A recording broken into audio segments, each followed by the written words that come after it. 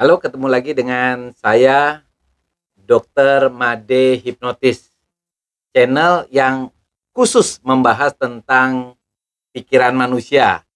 Dan pikiran ini sering sekali justru menjadi penghambat kita. Karena sering sekali pikiran ini membuat seseorang mengalami yang namanya anxiety, cemas, rasa takut, psikosomatik. Oke.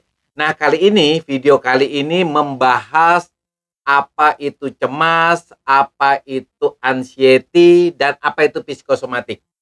Teman-teman sering sekali mengeluhkan sesuatu dan bahkan tidak bisa membedakan apa itu cemas, apa itu anxiety, apa itu asam lambung. Oke, teman-teman, kali ini kita berbicara 3 topik ya.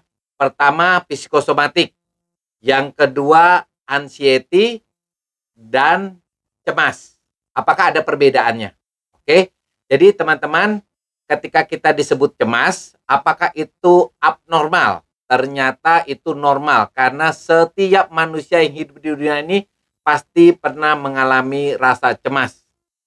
Misalnya kita takut dengan ketinggian, rasa khawatir ketika kita naik pesawat.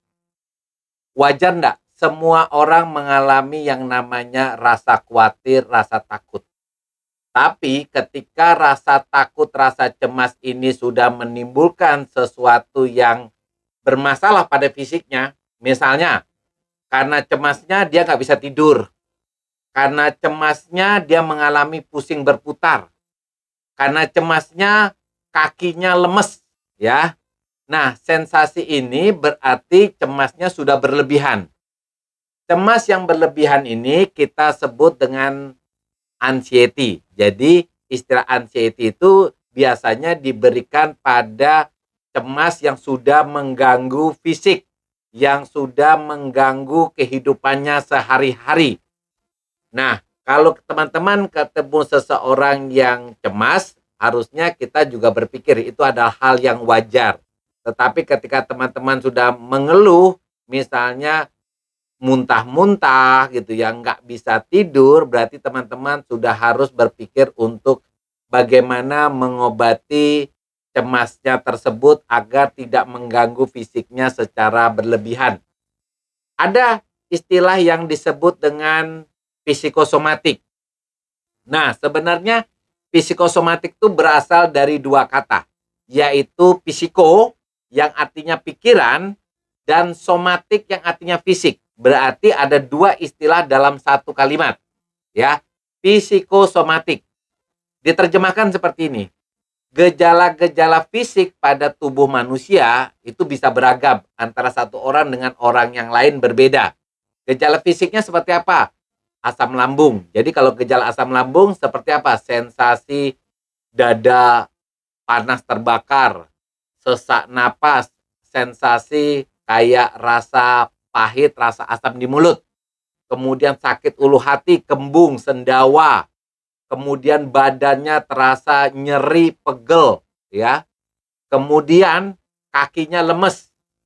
Sensasi yang lain biasanya muncul seperti pusing berputar, keliengan, tidak bisa tidur, mengalami insomnia. Tetapi gejala fisik ini antara satu orang dengan orang yang lain berbeda, ya, tidak sama.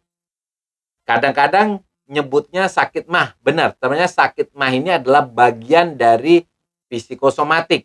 Tetapi ingat teman-teman, penyebab semua gangguan fisik ini ada di pikiran manusia. Ya, pikiran itu termasuk apa? Rasa cemas, rasa khawatir, rasa fobia, ya. Rasa khawatirnya ini cukup berlebihan dan cukup mengganggu. Ya, teman-teman, kalau kita mau bertanya lagi apa itu pikiran, nah pikiran manusia itu secara garis besar dibedakan atas 2, ya, pikiran sadar manusia yang memuat tentang kemampuan fungsi daripada logika, analisa, kemampuan mengingat hal-hal yang penting. Nah, pikiran bawah sadar itu memuat tentang memori, trauma masa lalu, ya, kemudian perasaan bahagia, perasaan happy, perasaan senang, ataupun rasa fobia, rasa takut, cemas. Jadi pikiran bawah sadar inilah yang kadang-kadang sering menyebabkan seseorang mengalami yang namanya pikiran yang tidak sehat, seperti misalnya trauma masa lalu, rasa takut, rasa khawatir, ya, itu ada di pikiran bawah sadar. Semua pengobatan kalau penyebabnya adalah pikiran, pikirannya harus dinomor satukan. Diobati pikirannya dengan cara apa? Apakah harus pakai obat minum? Tidak. Mengobati pikiran itu banyak cara, ya. Jadi teman-teman bisa dengan cara yang tradisional, misalnya melakukan afirmasi kepada pikiran teman-teman, atau yang kedua melakukan self hypnosis, yaitu menghipnotis diri sendiri. Jika teman-teman berusaha pasti bisa. Tetap semangat,